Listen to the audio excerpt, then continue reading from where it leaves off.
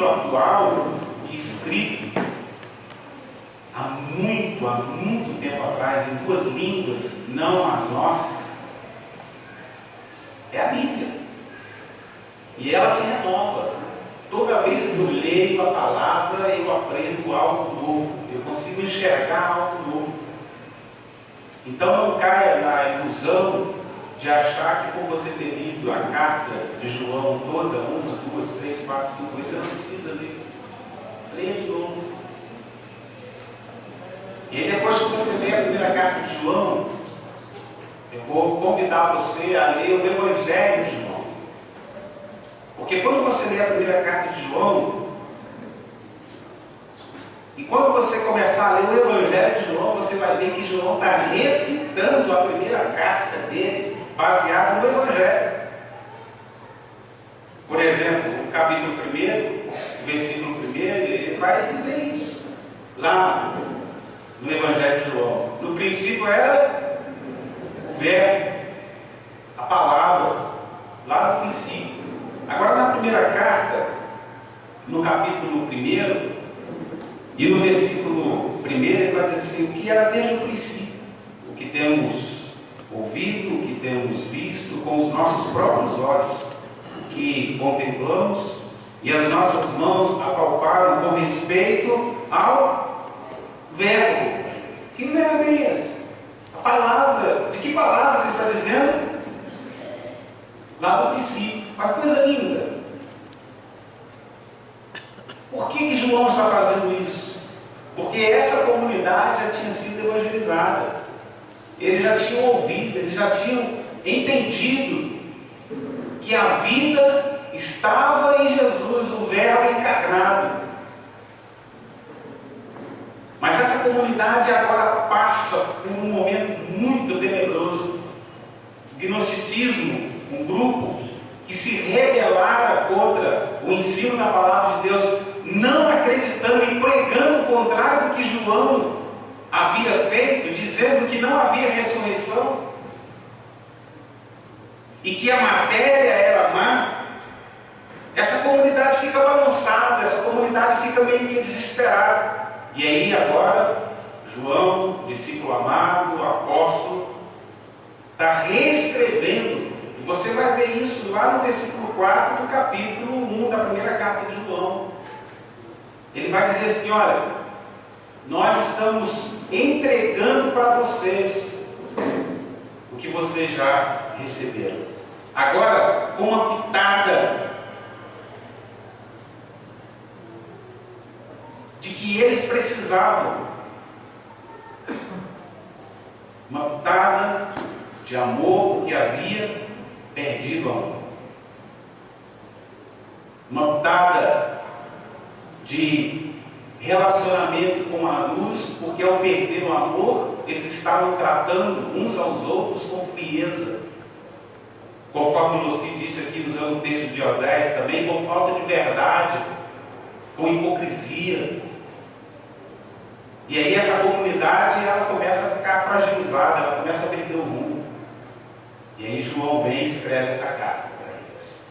E aí João vai dizer assim, vocês são filhinhos, vocês são jovens, vocês são pais. O relacionamento de vocês tem que ser um relacionamento baseado na verdade, na transparência.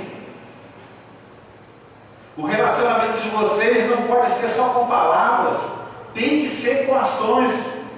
Não pode, é o texto que nós estamos usando, capítulo 3, versículo 18. Não amemos o quê? De língua, mas... Gente, leia lá. E aí, quando a gente pega esse texto hoje e lê, o que está acontecendo conosco? O que está acontecendo comigo? Quando eu estava estudando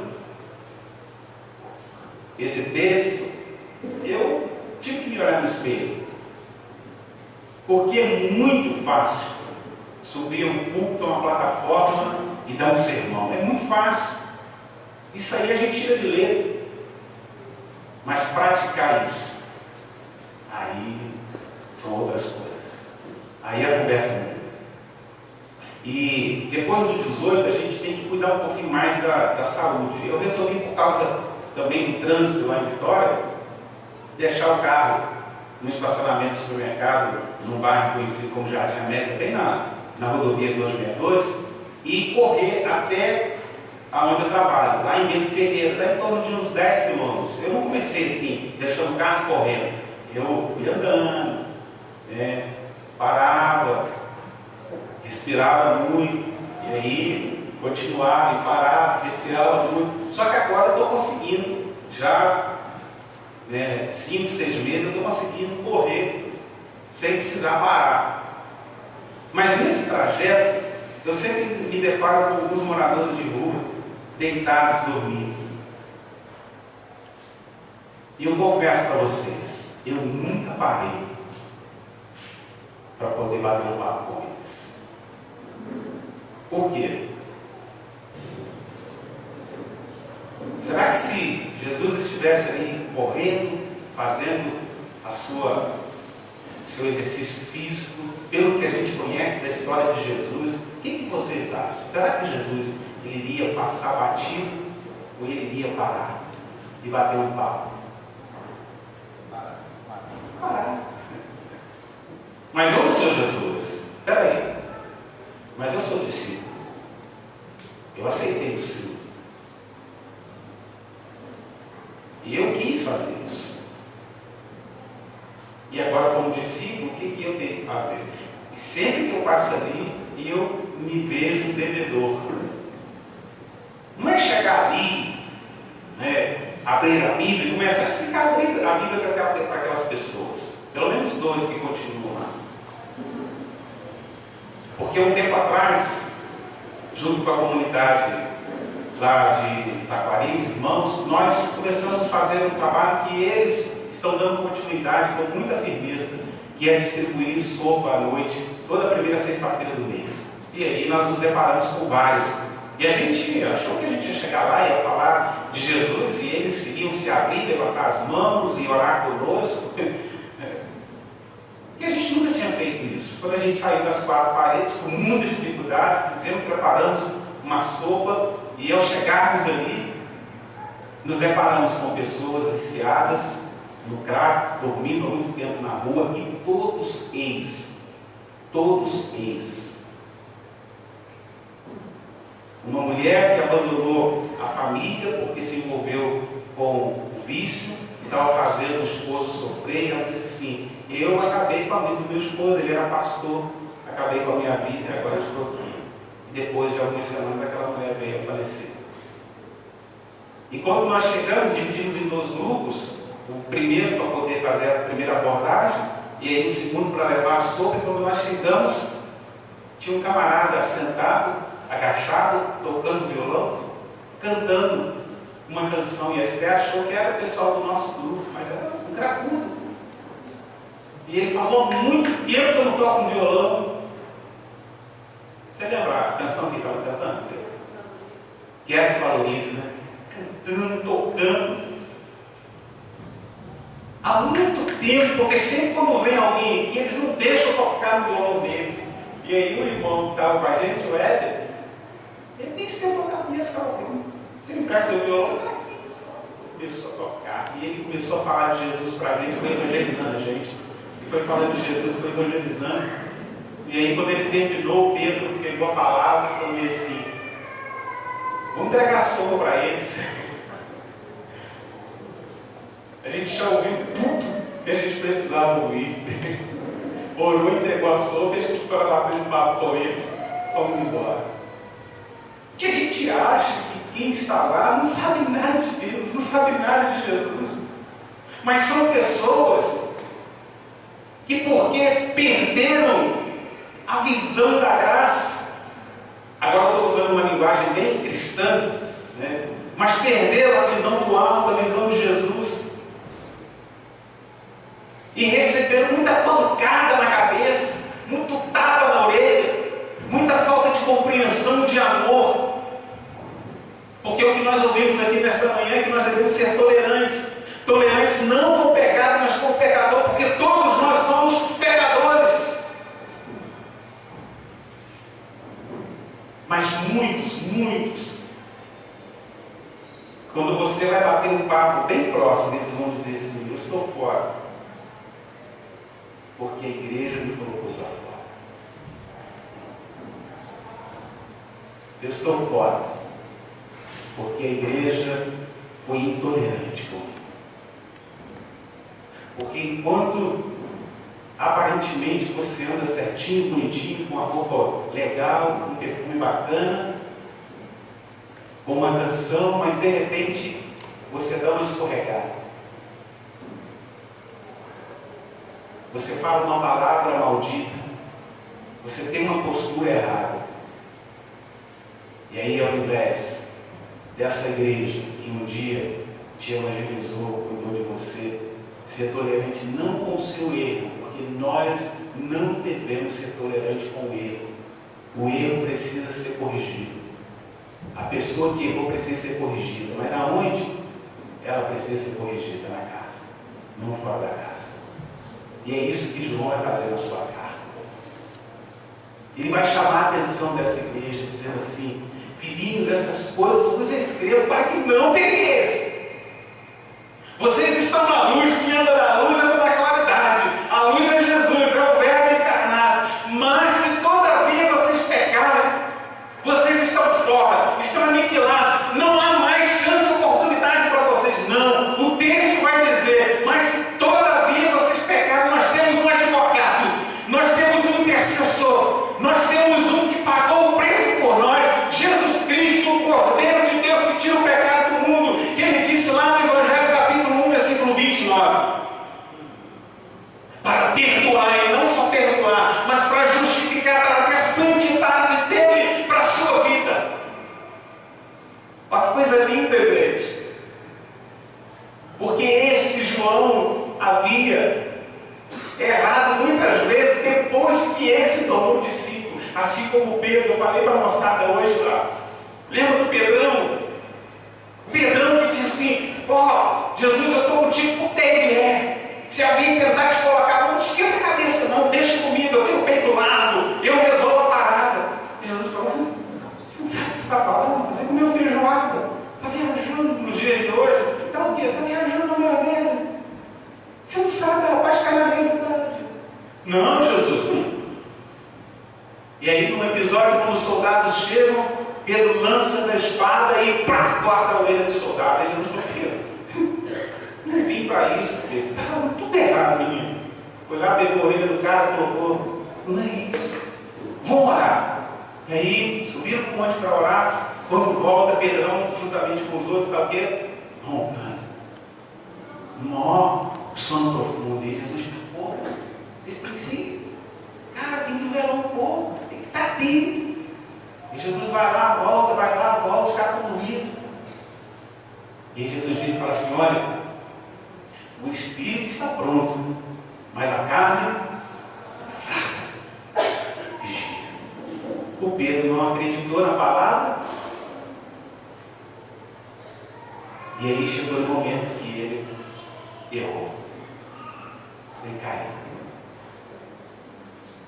Mas antes disso, Jesus chamou a atenção e disse assim: olha, antes que o galo cante, você vai me negar.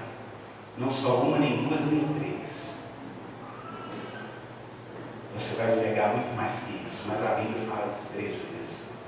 E eu contei para a moçada hoje cedo.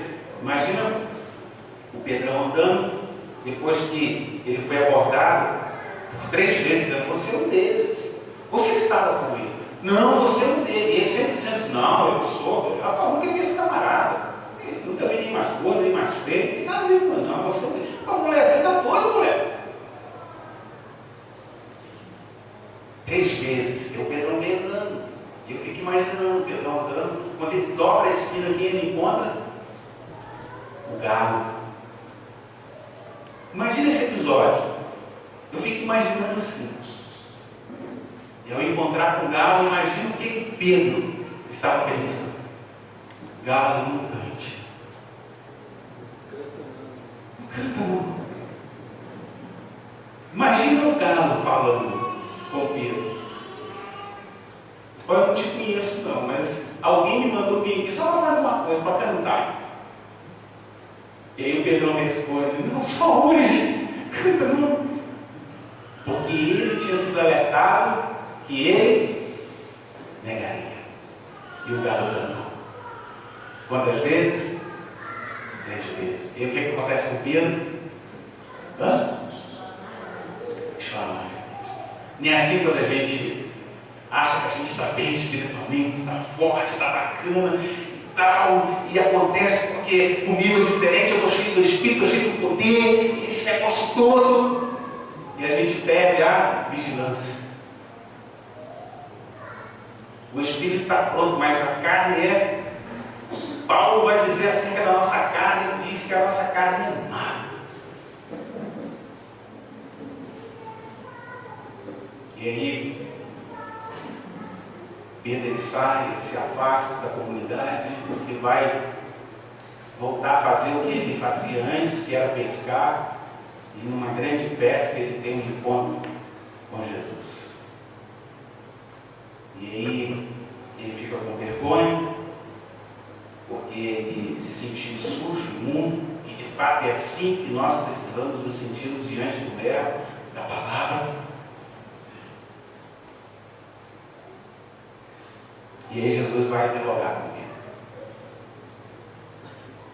E Jesus, ao dialogar com Pedro, ele fala assim: Pedro, você me ama? E aí Pedro responde que sim. Pedro não estava esperando ouvir o que ele ouviu de Jesus. Vai lá apacentar as minhas ovelhas.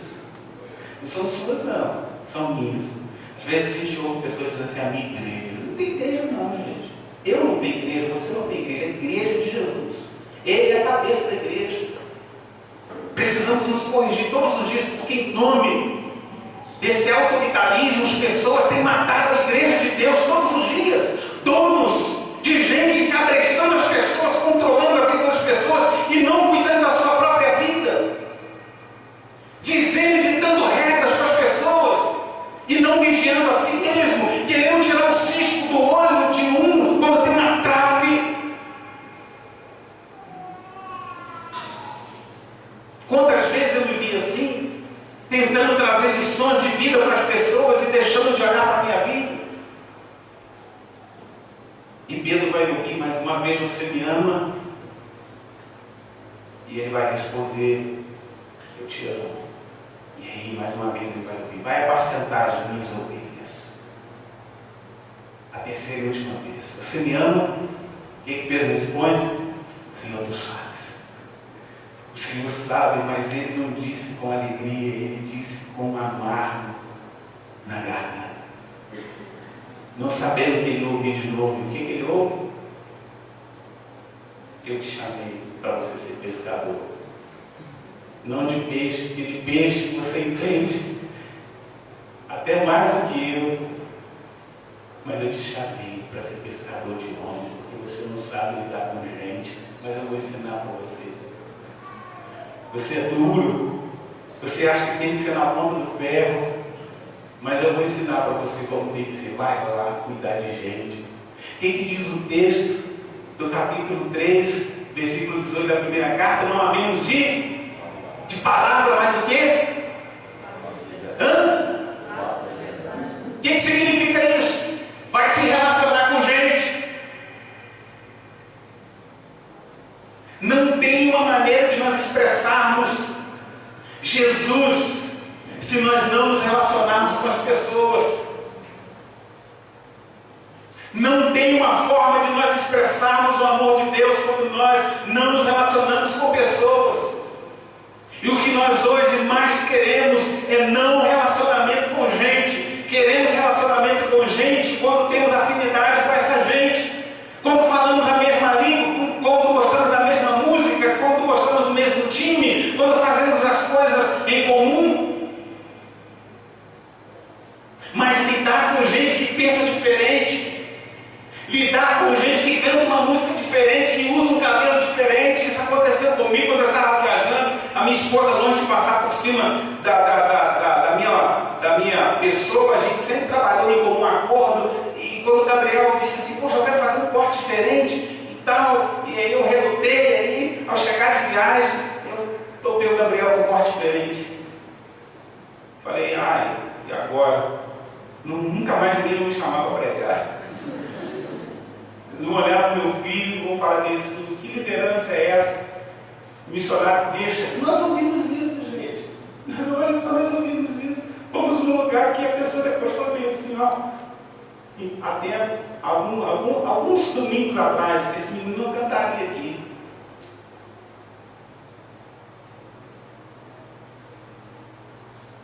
Porque a gente gosta daquilo que é certinho, não faz mal algum. Mas a palavra de Deus vai nos chamar a atenção, dizendo que é o ferro com o ferro que...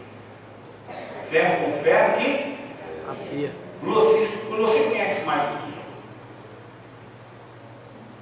Você está na direção do açougue, não está você? Mais ou menos, né? Agora não, né? Mas como que é amolar uma faca? No filé mignon, né? Como que é amolar uma faca? No afiador. No outro metal. Relacionamento. Jesus lidou com Pedro, que era totalmente diferente dele, mas Jesus falou: eu vou ensinar para você como você tem que fazer. E Pedro aprendeu. Aprendeu que quando ele escreve a sua primeira carta, ele vai dizer assim: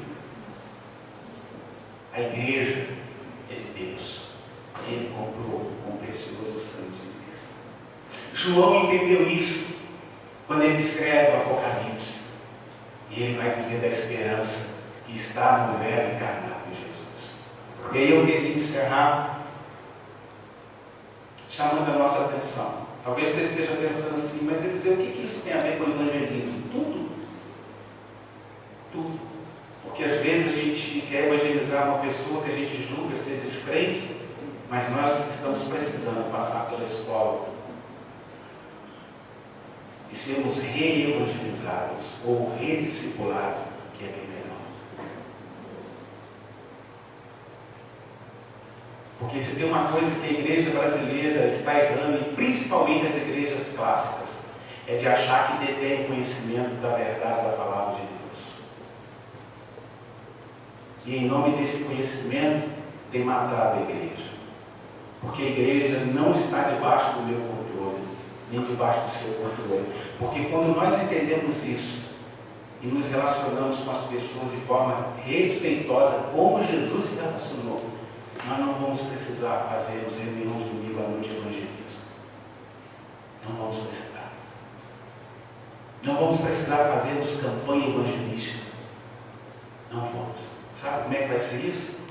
Vai ser no dia a dia, naturalmente. Vai ser quando alguém te dá uma rasteira, aí você fica doido para dar uma rasteira. Por quê? Isso é natural. Ou quando alguém fala mal de você, você fica feliz. Você bate palmas. Não, eu sou muito espiritual, por isso eu vou dar um culto de ação de graça, porque fulano fala mal de mim. Não. Dá vontade de fazer o quê? Partir para cima do camarada. E dar muita bolacha. E distribuir tapa. Quantas reuniões administrativas começou com oração, encerrou com oração, mas com corações sangrando. Gente que foi colocada para fora. Gente que até hoje está fiel com o Senhor, mas não quer mais saber da instituição, porque a instituição matou, massacrou. A minha família foi vítima disso, os meus pais. Quando a minha irmã ficou grávida, fora do casamento, e a liderança reuniu e falou bem assim: seu Geni, a filha do senhor tem que ser colocada para fora de casa. E meu pai, num erro, querendo agradar a homem, chegou em casa e pegou uma filha, minha irmã mais velha, com uma criança novinha, falou: você não pode ficar dentro de casa, e colocou ela para fora. Ela ia para onde? Não tinha lugar para ir. Já era noite, eu era moleque, e eu lembro desse episódio. Por quê? Porque a liderança reuniu e falou que a casa dele deveria ser uma casa de exemplo. Se ele ficasse com uma moça que ficou grávida e teve um filho fora do casamento, porque ela não era casada, ela era um mau exemplo para as outras moças da igreja. E meu pai, querendo agradar, num contexto de ferro, chegou e tomou essa decisão. Mas graças a Deus, conforme também ouvimos aqui pela manhã, você falando que mais de 70%, se eu não me engano, do ministério é fruto do trabalho da esposa em casa, graças a Deus que uma mãe se levantou e não passou por cima da autoridade do meu pai, não, mas disse assim: olha, nem vamos fazer diferente. Não, não vamos fazer diferente. Não vamos fazer diferente. Não vamos fazer isso não. Não tem que ser assim, nem então eu vou com ela. Porque não é justo colocarmos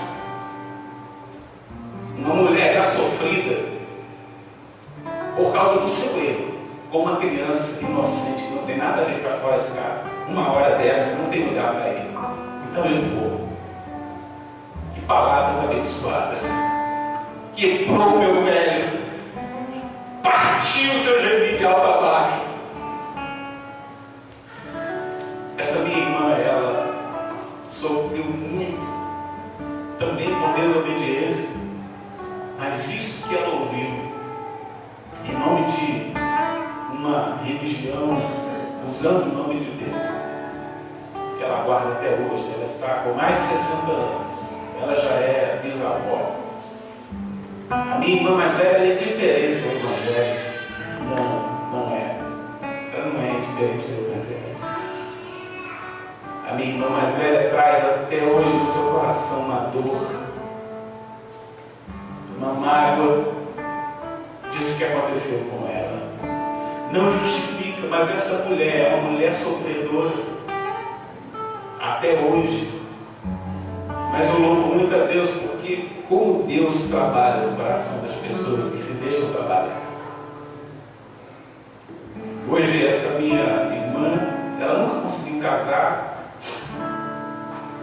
Ela mora embaixo na casa dos meus pais. E ela, que eu acredito que se Deus continuar dando vida para ela, ela que vai cuidar dos meus pais. Muito mais do que eu que moro mais longe. Sabe por quê?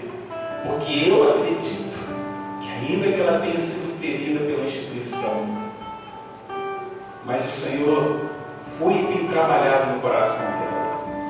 E eu queria, nessa noite, irmãos e irmãs, dizer para vocês que se nós não amarmos na prática, na ação, estendermos a mão para aquelas pessoas que precisam. Eu não estou dizendo que foi fácil. Não, e não é fácil. Eu não estou dizendo que o texto bíblico não diz que agora você tem que ficar de titi com a pessoa que te magoou. Não é isso. Mas quando você e eu aprendermos de fato o que é perdão, estender a mão, nós vamos estar dizendo para Deus assim: Deus, eu sou tão pecador quanto essa pessoa e eu não posso praticar juízo humano sobre a vida dessa pessoa. Eu a perdoo porque eu tenho o Senhor no meu coração, porque é isso que o texto vai dizer no capítulo 4, a partir do versículo 5. Deus é luz e nele não habita treva alguma, e se alguém diz que está em Deus e não ama seu irmão, até agora está nas trevas. Amar é uma responsabilidade, não é afinidade, não é gosto. Eu posso não concordar teologicamente com o Loci comigo, mas uma coisa eu não posso deixar de fazer: amar o Loci até as últimas consequências. E se alguém um dia tecer alguma coisa contra o Loci, eu não posso ajudar. Eu tenho que dizer assim: olha, meu irmão, vai lá resolver com ele, porque eu e ele, nós não temos dificuldade alguma. Porque é dessa forma que as pessoas vão ver Cristo, porque Jesus fez isso lá na cruz do Calvário.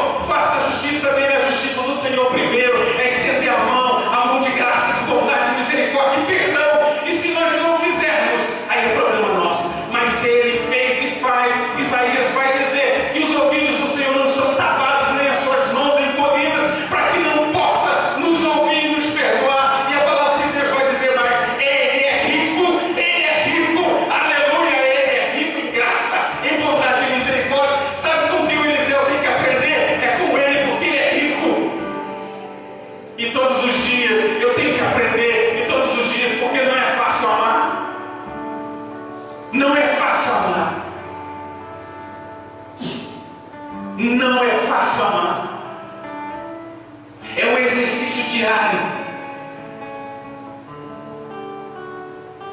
Mas eu tenho que aprender. Porque se eu quiser ser um discípulo do Senhor, é dessa forma. E eu queria convidar você, meu irmão, minha irmã, para fazer uma análise na sua vida. Está faltando luz, a luz de Jesus.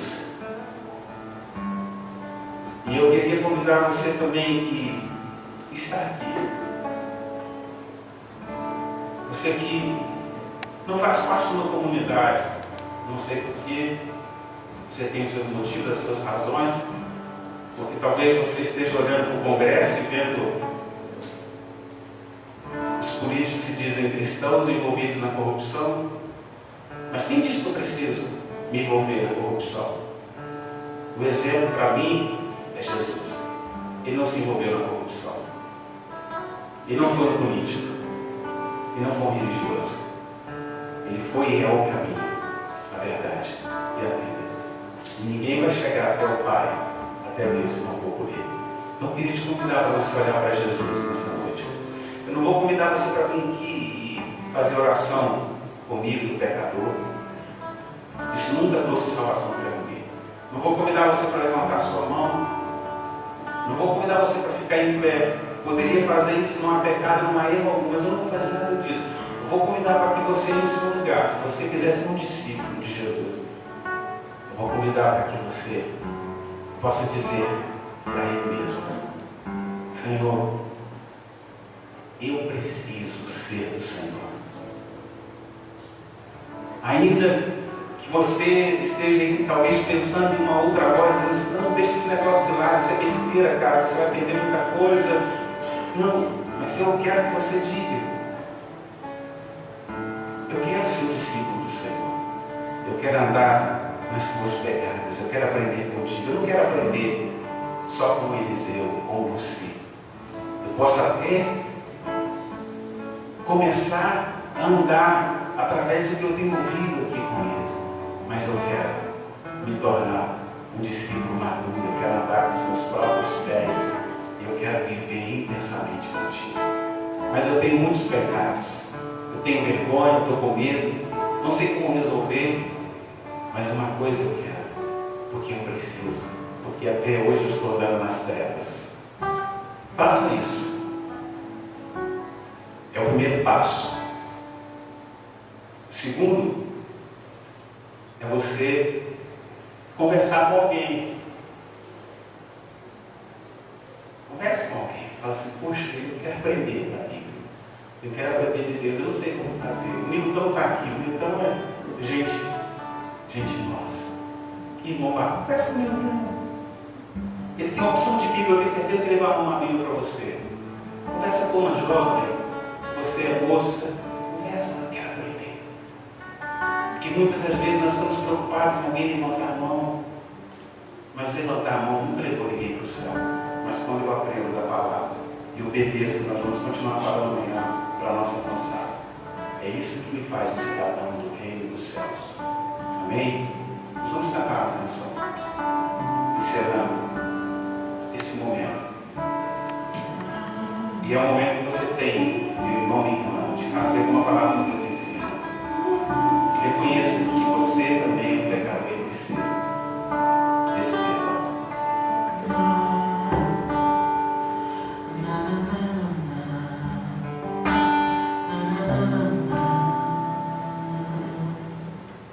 Pai, perdoa o meu jeito de achar que sou perfeito. Vejo erro nas pessoas e não olho os meus defeitos. Justifico-me com bem quanto mal eu pratiquei. No final eu reconheço outra vez. E estou sempre declarando: quero ser como criança, com o coração tão cheio de maldade e de vingança. Pai, perdoa o meu jeito de achar que sou perfeito. Sou tão falho e pecador, detalhado de defeito.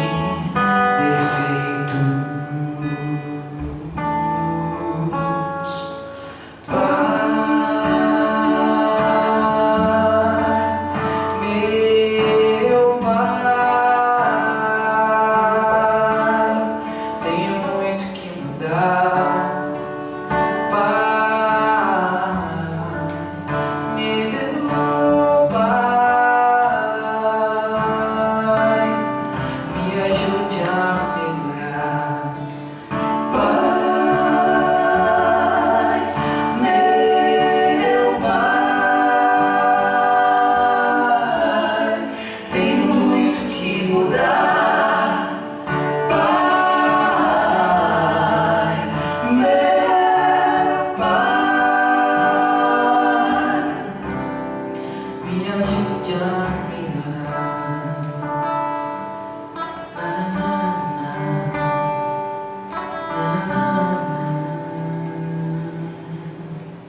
Pai, a minha oração pode parecer tão dura, é que essa realidade no meu peito só machuca. Não dava pra esperar, amanhã seria tarde, te entregar meu coração, é minha prioridade. Me olhando nessa hora, ainda não sou perfeito, mas eu sinto que me amas, mesmo eu sendo desse jeito. Obrigado por me ouvir, não vou nem me despedir. Fica aqui dentro de mim, para nunca mais sair. Pai,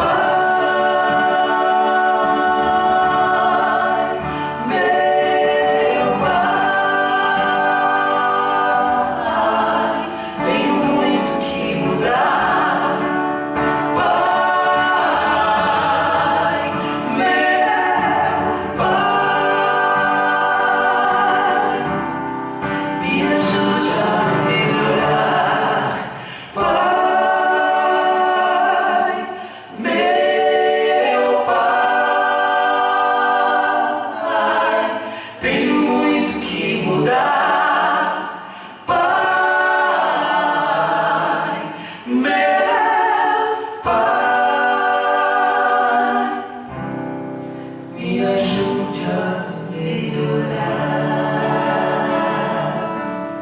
Vamos orar? Você quer ficar em pé? A gente orar?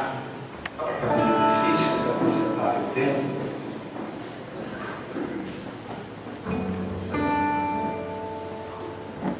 Pai, nós te pedimos nesta noite, nos ajude a melhorar. Precisamos dessa melhora, e essa melhora vem pelo remédio que se chama palavra de Deus.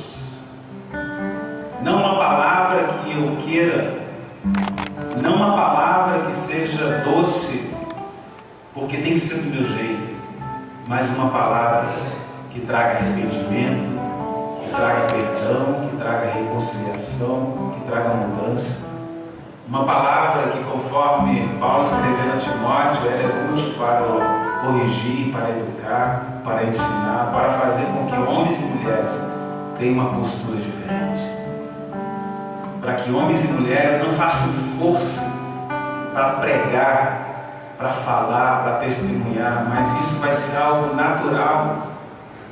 Porque quando essa palavra ela nasce em nossos corações todas as manhãs, ela nos ensina como nós devemos viver.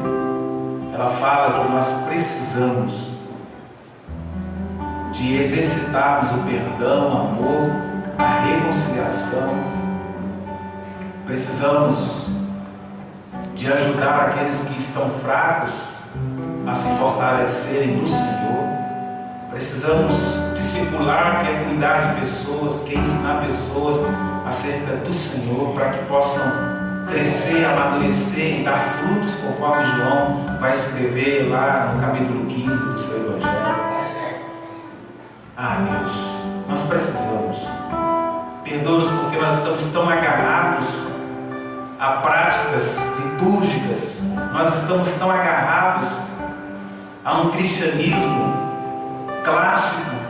Precisamos aprender do Senhor, das coisas simples do Senhor, e sermos mais simples como Jesus foi.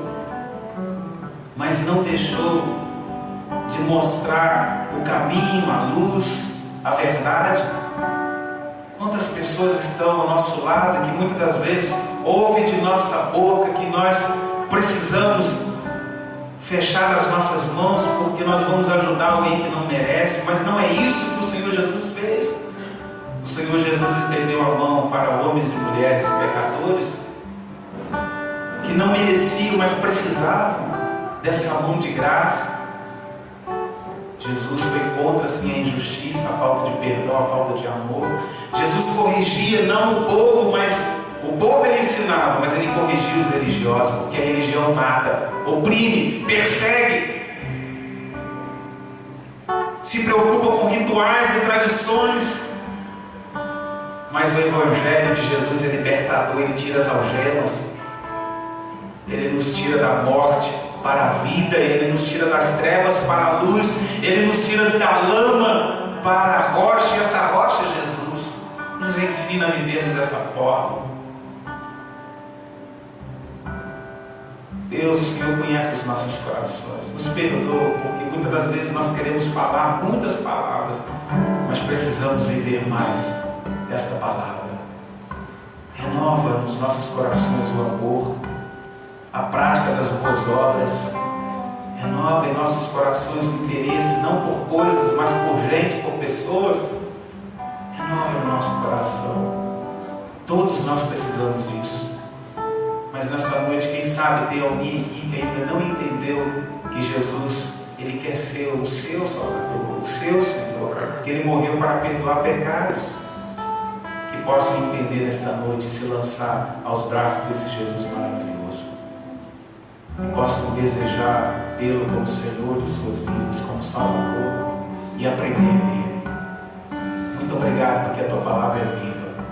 Muito obrigado porque a tua palavra não está debaixo do meu controle, mas é o Espírito Santo que conduz essa palavra para nos ensinar, para que vivamos uma vida que lhe agrade. Nós te agradecemos. Muito obrigado pela tua palavra cantada e falada aqui nesta noite, por esse tempo.